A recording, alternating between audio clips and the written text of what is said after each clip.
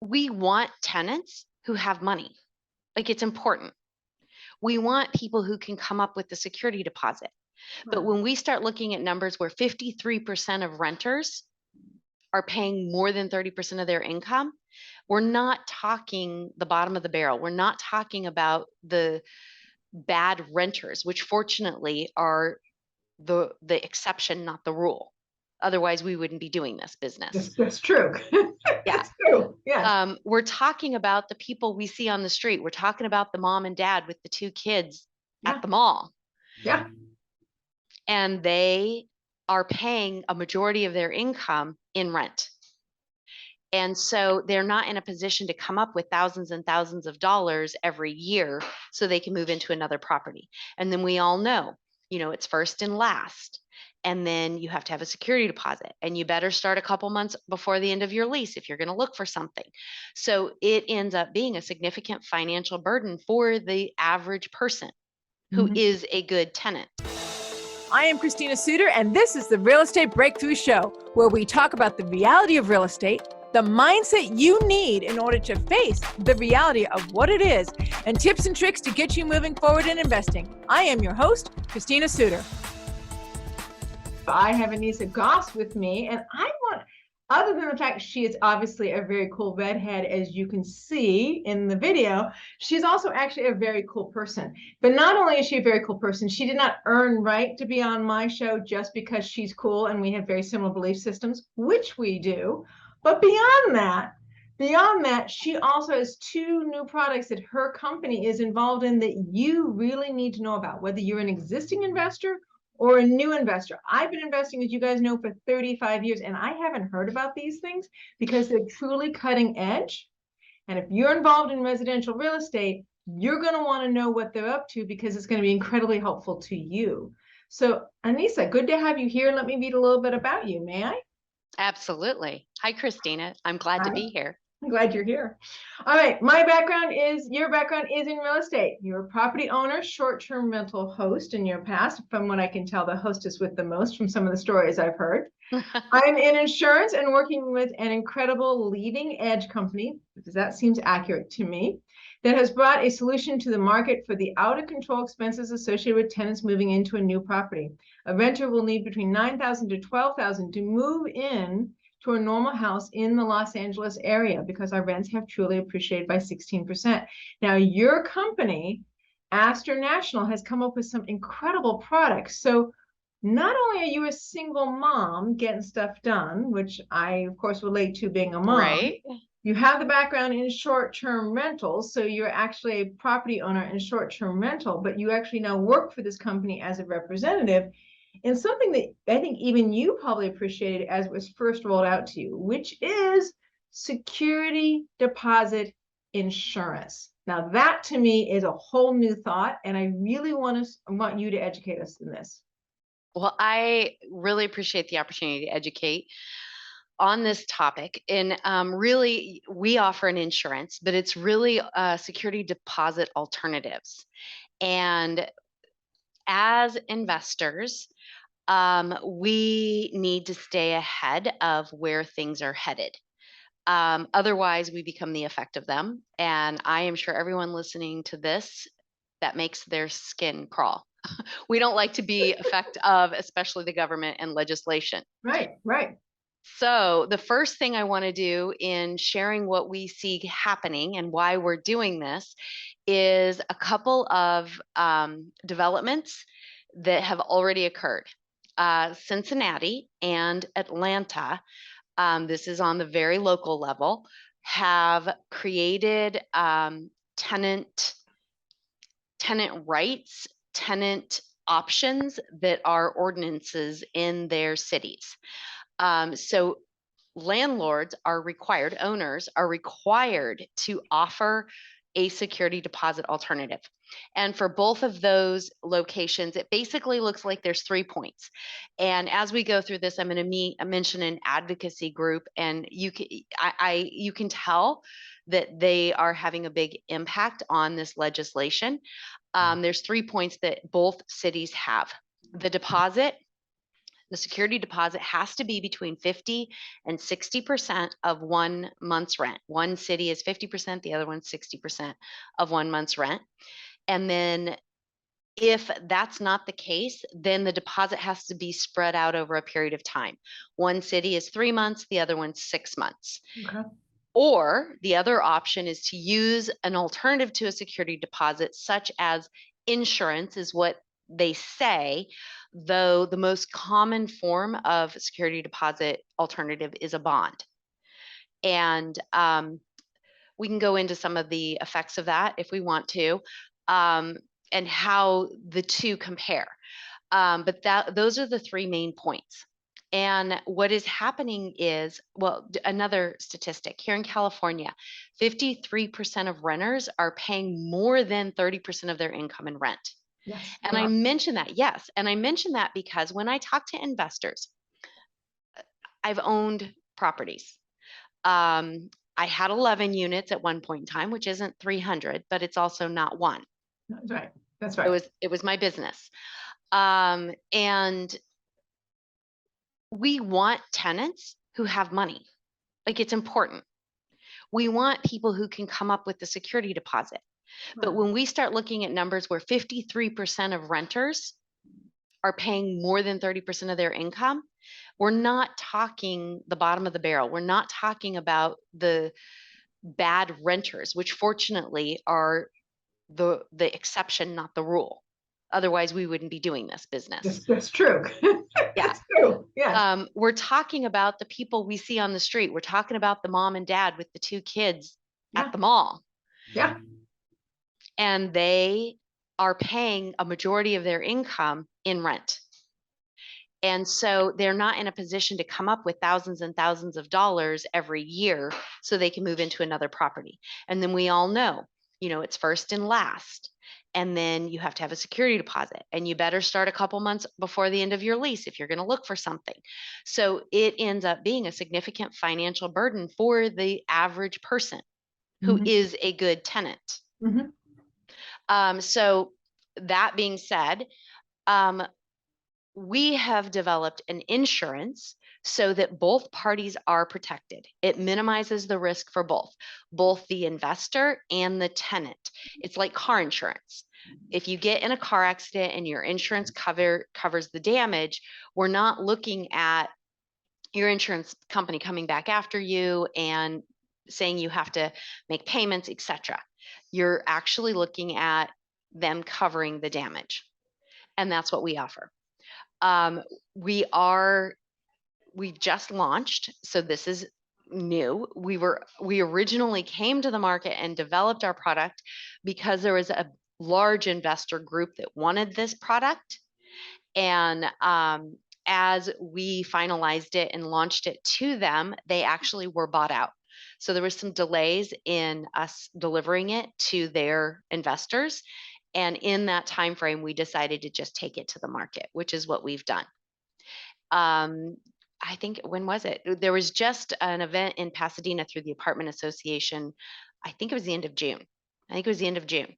That was our very first event in bringing this to the public. And we are also looking at what works, and we're making some adjustments to increase damage coverage, etc. So we're positioned so that we can really talk with your group, your people, your tribe, and see what they need. And we are adjusting that and fine tuning it.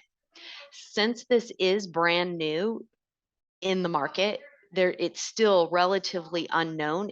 As you said, you hadn't even thought of it. And yet there's legislation coming down the pipe for this. So that just lets us know that this is something that is going to need to be adjusted and worked through so that it makes sense for everyone involved. I'm gonna interrupt you. I was go. earlier because I was saying if I have to turn off the mic and just nod my head, she would know why. And so I'm gonna leave that a secret for you guys as to why. But the point is, when you brought this to me, it was brand new. I'm like, that's an amazing thought and an amazing product and very forward thinking. Like you said, not only are we seeing it in legislation, where something like this is being asked for, a security deposit alternative, whether it's an insurance or a bond. You can talk about the difference later and why insurance seems to me like, when you described it to me, that insurance makes more sense from the tenant's point of view as well as from the leaseor's point of view than a bond. But I'll let you describe that later. But when you brought it to me, I went, now this makes perfect sense, because this is the thing that's a common argument between me and my tenants when I have them turn over. It's like, well, I can't afford to move, or can I get my security deposit back as soon as possible? Or, gee, how much damage do we, how much can we take care of before we leave? Because we really want to get it all back because they're trying to move. I often have that family, right? A mom and a dad and 2 kids in a 2-bedroom, 2-bath apartment, workforce housing, straight up, good families trying to do basic jobs, bringing in fine money, right? Kids go to public schools, they're within walking distance of a public school. That's great. And they want to pay their rent and they want to be good tenants, but they also need the capacity to be able to move. And the security deposit insurance makes that difference. Do you think we're ready in the conversation for like the difference between security Sure. deposit insurance and a bond, and why a security deposit insurance makes sense in this market for both sides of the equation? Absolutely.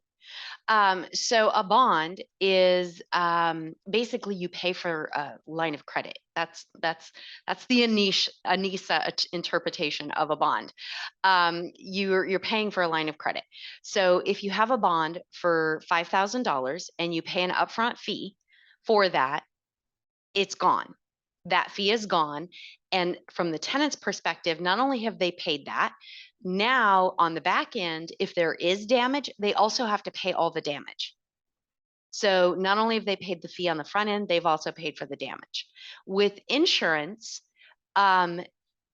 it's like I said, with a car, they pay a fee for that.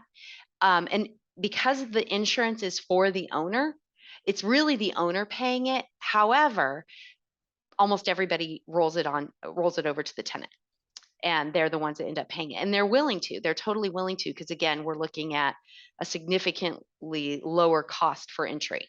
Yeah, I mean, you were describing to me that it can be less than, maybe even significant less than a single month's rent. It could be 50%, 25% for the cost of the insurance. Yeah. As of right now, the way our policy reads, it's 25% of 1 month's insurance. The greatest portion of that protection is 6 weeks of unpaid rent. So right there, like, you're asking for first and last. The reason you're asking for last is you want that protection for those last 4 weeks. So here you're getting 6 weeks of protection. And then there's also some damages that are included in that. We're about ready to roll out some endorsements where you can increase the amount of damage. And so between 25, maybe 30%, you're going to have the same coverage as you would last month's deposit and security deposit, or last month's rent and security deposit. So it is much more financially feasible. Now, the downside for the tenant is that is a fee. Now, the term of their lease, this is good for the term of their lease. It could also help with turnover. Now, of course, if you're holding onto their security deposit, they're not necessarily wanting to go anywhere either, but they know that they don't have to pay that fee for as long as they're in that property. If your lease converts to a month-to-month lease, then it would continue for the term of that lease. So that's a benefit to them. And then if they did want to move, it is going to be another fee if that landlord is willing to accept the insurance.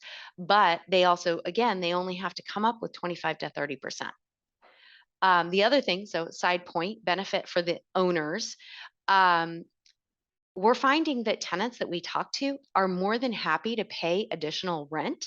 So not only are they willing to pay the fee, but they're also willing to pay additional rent for the option of paying the fee and lessening their cost of entry. So especially in our market with the where our rents are, you could easily charge an additional $100 a month easily. And they're willing to pay that, which directly increases your NOI. One of the big areas where this can benefit is in lease ups. So we see some new complexes being built. I don't know how many in your your tribe are doing large complexes, but that's something that the owner could put in place. They can pay for it if they want to. Then they can offer to the tenant that there's no security deposit, and yet they still have protection there. And then that protects both the owner and then helps them lease up the property. If they charge a little extra for that, it increases their NOI, helps them with their long-term financing. And I just said a whole lot there. Hopefully, I just gave you like 6 topics that you can do meetings on now. Creative ways to increase your NOI. They offer security deposit insurance, because now they're not putting down, an average rent might be, let's be conservative and say 3,000, right? The average rent might be 3,000 for depending upon what part of the city you're in. Maybe that's a 1-bedroom, maybe that's a 2-bedroom. But if you're putting down 25%, if you're surrendering 25% of $3,000 as a tenant, and you have that as an option on your tenant form, gee, we want to apply.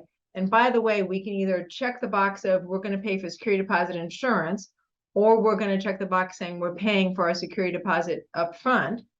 That way they perfectly have the choice. And I don't know what state of California would legislate on this, but I assume some version of that would be acceptable, but they effectively have the choice. You can either give us your security deposit, knowing that we're going to hold on to it for you. We're going to probably put it in a non-interest bearing account because we don't want to be responsible for the interest. You and I talked about that. Right. Yep. All the complications. All the complications of escrowing their security deposit. Some states actually, because I found in other states, actually require it to be in a separate account and not held separately in the accounting of the books, but actually in a physically separate account. And then we can give it back to you to minus all damages, or you pay us 25%, not to us, but which is then given to the insurance company. You pay us 25%, then we can actually book insurance, like a medical insurance policy, like a car insurance, car insurance policy. Now the damages are applied to the insurance company after the tenant's left. Now, I think you described to me something about pictures. Now, I know this might seem super geeky on my part, but it is one of my ongoing. I often own, when I owned doors directly, I often own them at a distance. Knoxville, Tennessee, Virginia, Arlington, Texas. I live in California. I'm not visiting these places to take pictures every time somebody moves in or moves out. So I asked my property management company to do that. Some do, some don't. Some understand it's a great idea. Some don't think it's a great idea. I do it in particular in my California properties. I have owned doors in California, because if a tenant moves out, I can say, here's what I gave you when you moved in. I have pictures of it. And here's the damage on blah, blah, blah when you moved out. And I have pictures of the whole, and I try to take pictures of the whole unit. Right. Your company already understands that. They already understand the need for proof, and it's embedded in the program. So you've now shifted gears. Are you ready to shift gears? Yeah. Did I shift gears? You did. You totally did. It's okay. Okay. It's totally okay. Oh, that's the other part. Lease Protector. Yes, that's okay. I'm so sorry, because I use that as a way of charging the security deposit. Exactly. So to me, the two cross over. Okay, so let's before we jump. Okay. Explain. I don't know if you explain this, but the thing about a bond, which you said, is they pay the fee for the bond, but I don't think everybody realizes what you said, and I want to highlight and have you repeat it, which is a bond is not an insurance program for the tenant.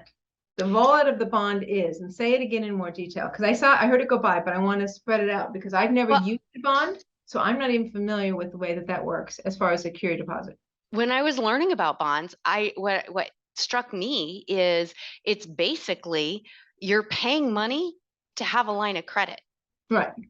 Like there's an organization, a company guaranteeing that they will pay X amount of money, and you pay them a fee for them to make that agreement, to give their word. And so in the end, if the landlord files a claim, you're still responsible for it. Right. You have to pay that. Yes. And landlords don't realize that. Like it's going to collections. It's going to affect their credit. And, and it opens the door for unscrupulous landlords, which I know, like, you're so amazing and so bright and shiny. No unscrupulous landlord could possibly be in your sphere of influence. They would either become the most amazing person, or they would just go away. Or they go away. Yeah. Or they go away. Either one's okay with me, by the way. They can do either one. I'm good. Either one's fine. Right. So I know that anyone listening to this wouldn't fall into that category. However, they are out there. And with the bond, the landlord could put whatever as a claim against it, and the tenant may not even realize it. So they go on along their merry way. They go into another property. They're doing their Right. thing. And then they get hit with a bill. Right. And then it will be taken to collection. After they've left, and they're now no longer talking to the landlord, they're now talking to the bond company, who said, hey, we promised to pay $3,000 worth of damage. We paid $1,500. You owe us $1,500. It's like, wait a minute. For what? For what? For what? Well, we have a picture of a hole in the wall, and we have a picture of a stain on the carpet. Well, that was there before. Right. Right. Right. Or that lamp was broken when we moved in, and then there's a whole conversation. And I think that what the tenants don't understand about bonds, and again, I'm not deeply versed in this because I have not had workforce housing for a while.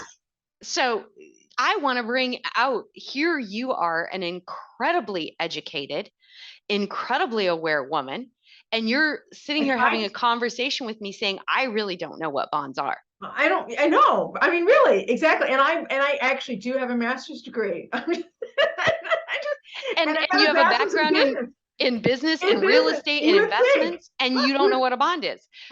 So what are the chances a tenant is going to actually understand what they're getting into? Was I can understand insurance policy, and I actually feel and a lot of my tenants have medical insurance as part of what they do. They have it through their work. I've heard them. We've had conversations in the hall about how important their medical insurance is for them as a family, because like a security deposit, a medical problem is a thing they can't afford in their budget easily. Right. Or car insurance. They all have car insurance. They've negotiated car insurance. Right. They've compared companies. They've compared, do I want towing? Do I not want towing? Even your average 20-year-old has looked at a couple of insurance policies. Yes. Yes. But if you have a driver's license in a car, let's hope they've looked at some insurance policies. Yes. Right. But here you are, a successful long-term businesswoman, and you're like, well, I'm not real sure what a bond is. Yeah, you would think I'd know, but hey. but that's the exact point. That is my biggest concern, is these tenants in mass are being put into bonds. Right. And they don't actually understand the repercussions.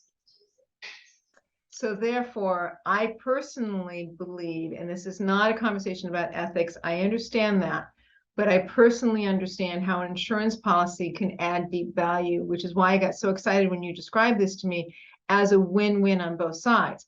Not only is it less expensive for the tenant, yes, it's a loss of that income to them. It's true. It's an insurance payment. They don't but you lose the use of your money when it's a security deposit too. You lose the use forever. It's easier to come up with a quarter or even a half of $3,000 than it is to come up with $3,000 plus another three for security, 3 for last month's rent. Exactly. Right? Up front. Right? Up front. Now you want to do first, last, and a security deposit. That's 3 chunks, that $3,000 each, that's $9,000. Right? So that's hard. But if you have to come up with first, and you come up with another quarter, 1,500 in your example. Let's say 1,500. 4,500 is much easier than 9,000. Much easier than 9,000 for them. And from the perspective of the individual, that could be the difference between saying, okay, you know what, we can actually get a newer car that has better gas mileage, or let's get a hybrid or whatever, instead of feeling super stuck. Well, and moving for a kid's school. I mean, I'm a mama. I'm a mama. I'm a straight up mama. I'm like, if you tell me you got to move for your kid's school, I'm like, okay. Right. How can I help you? Right. And that's why I'm a horrible landlord, but I'm a great owner, because I put property management people between me and them, because if they tell me you have to move for their kid's school, my answer is going to be, great. How can I help you? Right?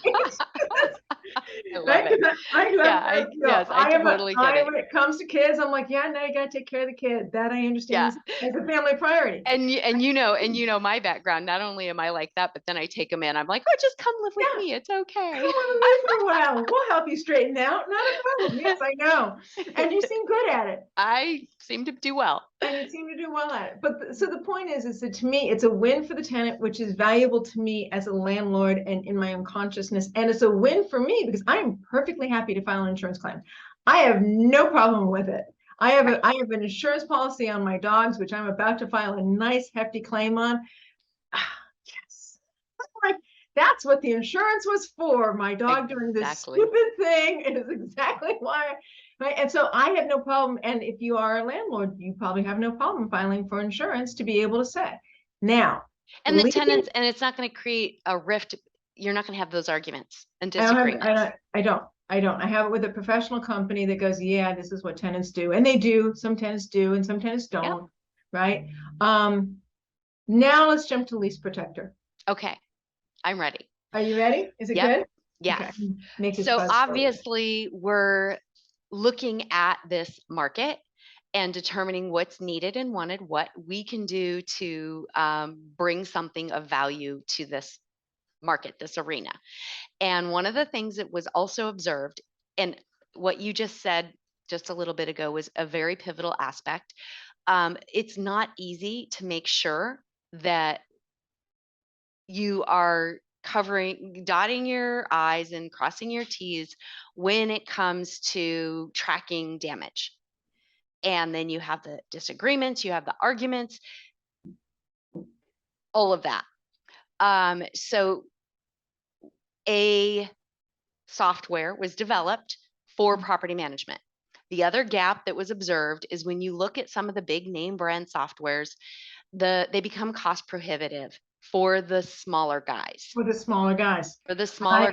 And I've been the smaller guy, and yes, and it's not the only reason why I get a property management company, but it's one of the reasons is the accounting. I am not gonna, I do not want me to do accounting. I'll make a mistake. I'll forget to enter something. I found a check on my desk that's 3 months old. I'm not. I got a notice in the mail saying, can you please sign this because you didn't deposit the check? I'm like, what check? Okay, I'll sign it. So yes, I hear you. Right. So it's like, I don't want to be doing that. I have other things I'm working on. So, yep. But the accounting, I give a whole lecture on what I call when to double down, when to cut bait. That's the name of the lecture. When to double down, and when to cut bait. Right? It's like very simple. Know when to hold them, know when to fold them. Exactly. And when to walk away and when to run. That's right. Exactly. This, we all know that song. You and I are the right age that we know that song. We know that. Yes, we do. Oh God, the name should come off the top of my head who sang the song. Oh, if you wouldn't have said that, I would have remembered. It'll come up later. It's okay. It will. We'll remember.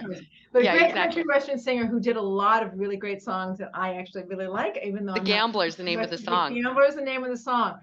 But yes, when to double down and when to cut bait. It's a version of that, which is, when you have an apartment building or apartment buildings, it can be very hard to make sure that you understand the performance on the building, whether that's by building or by unit within a building. Right. Mm-hmm. Yes, I'm that big of a geek that I actually figure out, does a unit have a particular problem above and beyond the building as a whole? Right. And so, but that can be very difficult to work out if the accounting isn't clean. If you don't have some things that you guys have built into Lease Protector, it can be very difficult for somebody like me who likes to snoop in and understand how to increase my return on equity in my buildings, whether it's by tenant or whether it's by the building. I tell this story often, and so maybe my clients were his. I had a client who had 3 apartment buildings. They had one property management company, and the property management company was not identifying very well. And I won't tell the name of the company, was not identifying very well by building where expenses were going, not even by tenant or by unit, but by building. And I think I combed through about 6 months worth of management statements to be able to understand it was one building. It was the consistency of the deferred maintenance on one building that was affecting their return on equity across all 3 because of the way it's being managed. So, did I tell you how important accounting is to me? You might have mentioned it. I I might think have you mentioned did. it. If I want to protect my return on equity in my buildings, my capacity to read clear statements is particularly important. And you guys have that built in to Lease Protector. A large property management company will have a Yardley or Appfolio or Buildium, but I may not, or a smaller company may not. Right. I have clients who've literally gone, there is no property management company in that area. So I hired a handyman and his daughter does the books in QuickBooks or in Quicken or in the Excel. Or Peachtree, never mind. Okay, oh God, no, not Just kidding. Peachtree, I'm please, just no, kidding. I'm not just Peachtree. kidding. I'm Oh just God, you just brought back some bad memories with that one. sorry. Oh my God. I might as well say Lotus Notes at this point. Really, honey? So sorry. So sorry. Okay, but the point is, I'm trying to like queue up for like, why am I passionate about this? Like, it Yes. is as you, if you want to be an owner that is engaged in your buildings, you don't have to be the property management company. You want to be able to do some clear accounting, including the pictures, which is what I was so excited about. So tell us about Lease Protector. I think I've queued it up so that my passion has been expressed. Yes. Okay, so I'm going to go through the features of Lease Protector. Before anything, I want to say, in case anybody missed it, we're a startup and we are just finalizing the payment processing portion of this software. So that is happening right now as we speak. It'll be solved by the time somebody calls you out of this video. You guys will solve, because this will post in about a month. You guys will solve. Oh yeah, it'll be solved. Yep. And it'll be fine. Yep. Don't worry. This isn't going live next week. Yes. And even next week, like it's happening right now. They're just finishing it up and, making sure it works okay. So I am on a mission to get 100 beta testers and we're going to give them an incredible deal. Of course, I have to wait till the end. We know how this goes, to be part of that beta test. And this is what we offer. So we have lease customizing and we have e-sign. No, it's within the program. You don't have to send it in DocuSign. You don't have to print it in anyone, there's payment processing, which I already mentioned. So ACH and credit card payments. That's huge. Huge. Yes. So automatic billing. So you can automatically bill their rents. Yep. You can track due dates, expenses, and invoices. So that's more the accounting.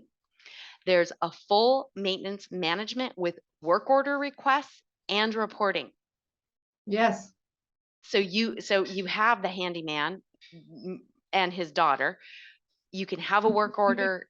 He can sign off on it. You can see it as the owner. Huge.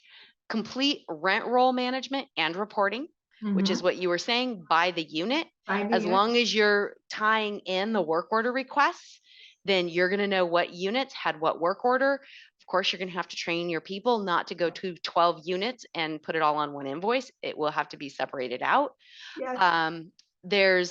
So that right there is like the accounting aspect. Right. Then the other features is a lot of landlords require their tenants to carry renter's insurance. And you probably talk to your people about this. Part of the reason is there can be damage caused accidentally by renters that your homeowners or your property insurance won't cover. And so a lot of landlords require tenants to have renter's insurance. So that is a feature within the product that you can not only send them, say, hey, sign up for this. Do you have a company? Are you going to do it through your car insurance? Oh, you're not? Okay, sign up right here. And then you can track who has it. And because you're a beneficiary, you get notifications. Then there's also property insurance.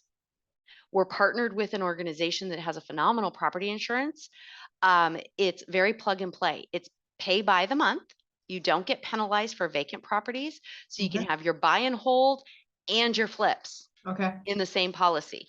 You and I didn't even talk about that. No, we didn't even talk about this. I know. Okay, wait a minute. You're like, whoa, hold on. I happen to know the difference between holding insurance and empty units. And oh yeah, and the dollar signs that represents. Yes.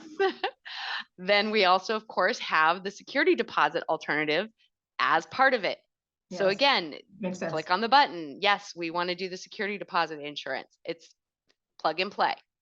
And then my favorite feature and yours, And mine, yes. the move in and move out report with pictures. With So pictures. as part of the app, you can add pictures directly into the report and then send it to the tenant. The tenant looks over it, they sign off on it. Mhm. Then they live in the property. You requested a midterm I did. inspection, I which did. is I have a easy question. to add. Inspections. Yeah. Not a problem at all. You can have a midterm inspection, 6 months, go and change filters, change out the battery for the smoke Alarms, detector, etc. Yep. nitrogen oxide. Mhm. Do pictures, send them over to the tenant. The tenant again signs off on them. You have a record when they move out, same thing. And all of that's tracked and logged. Mhm. Of course, if you have the security deposit insurance, you submit them to the carrier if there's a problem, Right. and it's all there. I mean, I don't know that you personally, because I know you're newer with the company, but clearly whoever put this software together has owned a property, if not larger multi-units, and understanding what the necessary structure is or where the pain points are for us as landlords. Yep.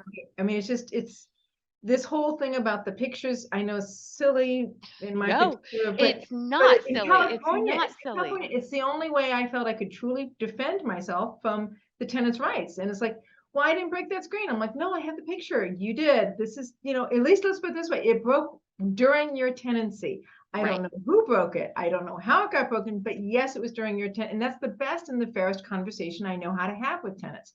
But if I don't have the pictures or I don't have the sign off on the documentation, then that becomes a lot more complicated of a conversation. And I'm not trying to ding them for extra things. I'm just trying to be able to deliver the apartment again to another family with a mom and a dad and 2 or 3 kids that want to live in that neighborhood, that want to be close to that school, that want to do that particular shtick. And that's what I'm trying to do as a landlord. But And I I'm look, gonna add go ahead. another thing in Of with course. that. Of So course. then you have the work orders tied in. Mhm. They're required to take the pictures. They don't get paid until the pictures are uploaded. There you go. And you can see. Right, I can see, because that is, as a distant landlord, that in particular is another thing I've often asked for is, if you're gonna do a repair that's over the $300 or $500 limit, please send me a picture of that of which you're trying to repair in order for me to understand what the repair is and the scope of work. I mean, I just truly feel like these 2 products, when you brought them to me in our conversation, that they really have been very thoughtfully worked through from the point of view of a landlord trying to offer sort of smooth services, smooth and clear, clean services to tenants across multiple buildings or even across a smaller building, right? Lease Protector being particularly built for smaller units. Yes. And that's why I wanted to bring you here onto the show. Now, is there anything you need to know about Lease Protector, or are you ready to tell people about the beta program?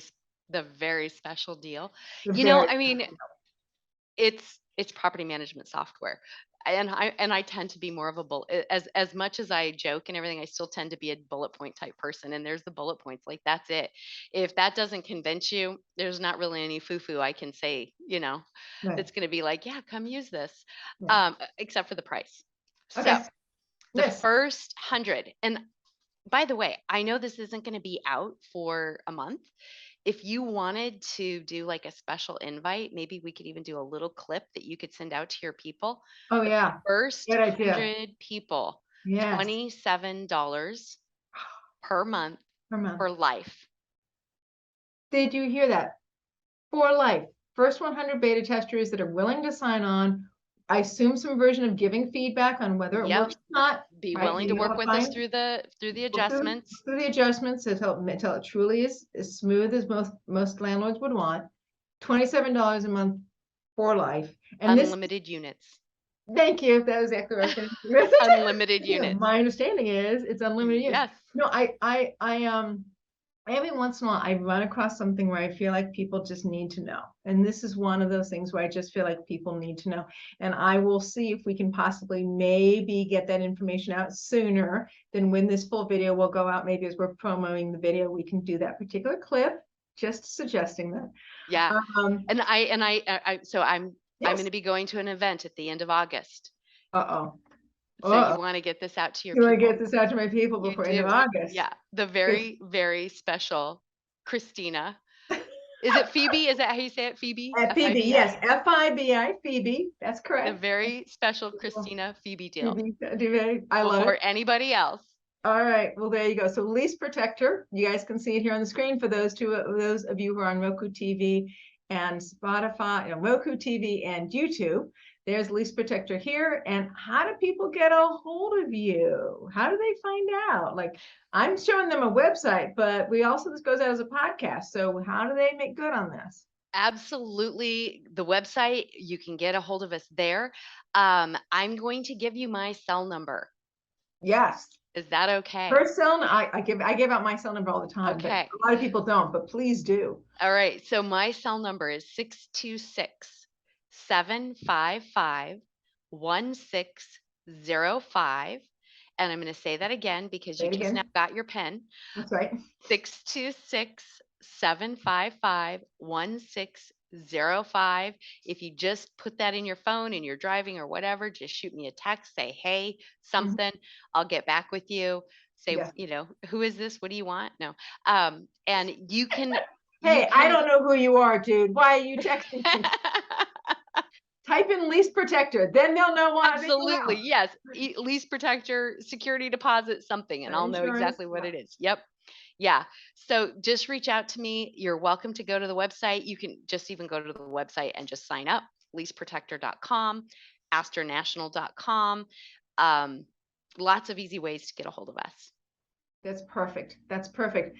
Anessia, thank you so much. I am so glad I ran into you at the FIBI meeting. Wonderful to have you there. I, of course, hope you come more often to I'm share so about excited with our members. Yes. Right? We are one of the few meetings that are actually that are meeting in person. Both meetings, both our Wednesday meeting and our Thursday meeting are meeting in person.